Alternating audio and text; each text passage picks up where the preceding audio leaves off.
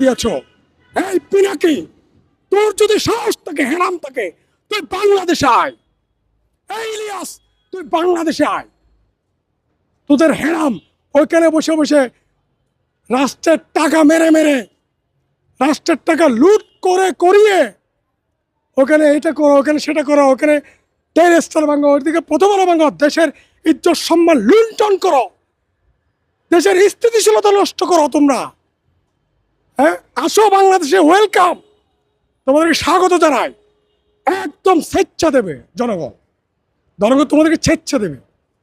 তোমাদের কারণেই, ডক্টর ইউনূসের লোভী মানসিকতার কারণে, উপদেষ্টাদের লোভী মানসিকতার কারণে, রাষ্ট্রকে ব্যবসা কেন্দ্র বানানোর কারণে, এনসিপির নেতারা হয়ে যে বাচ্চা নেতারা, এগুলো আমার কর্মী ছিল, আমার কর্মী।